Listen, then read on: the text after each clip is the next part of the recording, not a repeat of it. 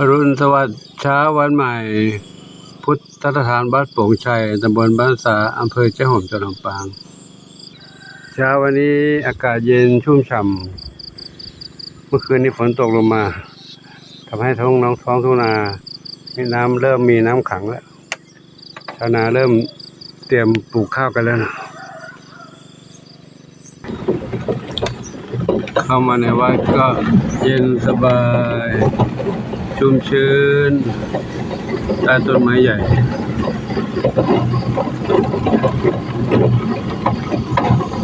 พี่เหมียวไก่หลับสบายไม่ออกรับหลวงปู่แล้ววันนี้เหมียวมีขมารับหลวงปู่ไหมออกมาแล้วเหรอเมื่อกี้นอนหลับกันสบายได้ยินหลวงปู่มาก็ออกมารับแล้วส้มอ่อนสีลูกบุญนำก็ไก่ด้วยบุญนำส้มขาวเล็กใช่ไหมไม่ใช่พูดผิดเรียกผิดไม่ใช่ส้มขาวเล็กนี่ท้องอ่อนเป็นอะไรล่ะ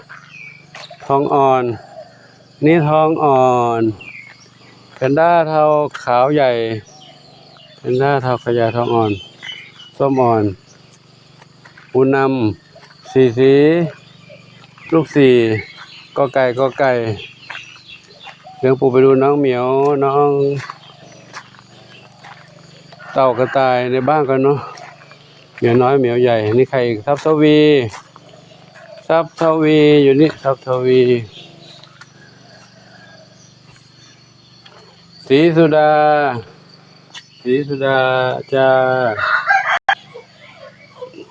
จามจุลีนวรัตน์จินตลานวรัตน์หนุ่มหล่อดำขาวอยู่นี่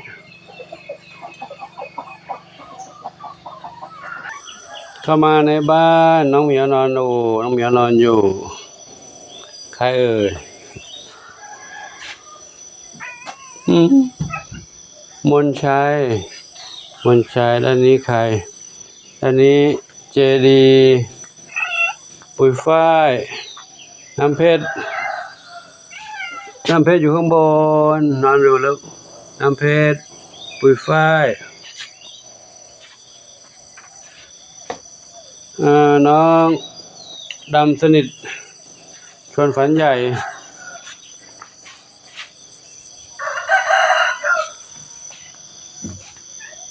สีหน้าส้มมีสุขเฮงโซ่เฮงอันนี้ขาวเทาน้องหนึ่งเดียวแล้วน้องใครเดินย่องใครเดินนั่งนั้นดวงฤดีวันนี้ลูกดวงฤดี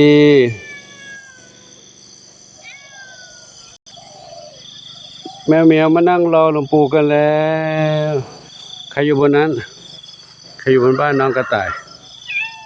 เพชรดำน้อยอยู่บนนั้นนะเพชรดำน้อย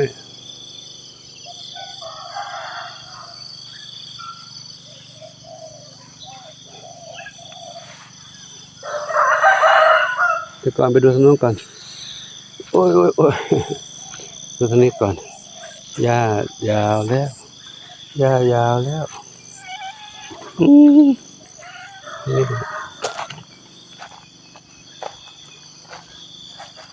อันนี้ใครเอ่ยดำเล็กหางกวักเท้าเล็กมาดูด้านนี้ก่อนด้านนี้ฝนตกดินแฉะแมวเหมียวหนึ่งอนงอยู่นี่แล้วหนึ่งอนงโอ้ขึ้นมาบนนี้กันเลยดวงฤดีหนึ่งอนงสีหน้าส้มหนึ่งเดียวเจดีมนชัยสุพรรณษาก็นี่ใครเฮงดำสนิทมีสุขขวัญจิต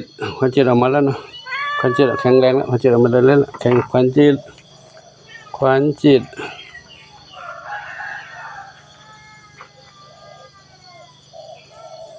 ขวัญจิตเล่นกันหนึ่งอนงหนึ่งอนงขวัญจิตทำมันมาเรียบร้อยเล่นด้วยกันเนาะปล่อยมาแล้วก็จะได้สดชื่นนี่ใครอ่ะบุญสมอยู่นี่บุญสมแล้วนี่ใครงงงี้ใคร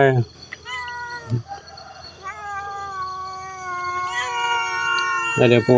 จะดูอะไรให้ลงเนอะเดี๋ยวแป๊บนึงก็ลงเนอะปูขอถ่ายรูปแป๊บนึงขอถ่ายภาพแป๊บนึงน้องอะไรลูกมะลิกับใครน่ะมะลิกับพี่กูลแล้วนี่กุหลาบดำกับชบายืนตรงนี้เดี๋ยวปูจัดหางให้ลูกเนาะแป๊บหนึ่งคุณสองกินน้ำลูกคุณสองกินน้ำเดี๋ยวไปดูน้องผลไม้ทั้งห้าก่อนผลไม้ทั้งห้าอยู่ตรงไหนผลไม้ทั้งห้ากระต่ายน้อยอยู่นี่กระต่ายน้อยกินอาหารกินน้ำผลไม้ทั้งห้าขนุนน้อยหนาพุทรามังคุดอะไรชื่ออะไรนะน้อยหนาพุทรามังคุดละมุดลำไยน้อยหนาอยู่ดีมีสุขลูกเนอกับวันนี้หลวงปู่ขอนำภาพบรรยากาศนี้ให้กับท่านได้รับชมกันไว้ประมาณนี้ก่อนเนาะเดี๋ยวจะจัดเตรียมอาหารให้แล้วก็ดูแลเรื่องความสะอาดบ้านน้องเหมียวครับขออวยพรทุกคนทุกท่านพบความสุขความเจริญมีความสุขกายสุขใจปรารถนาสิ่งใดขอได้ต้องความมุ่งมั่นปรารถนาเพื่อกันทุกคนทุกท่านเถิดสาธุอายุวันโนสุขังพระลัง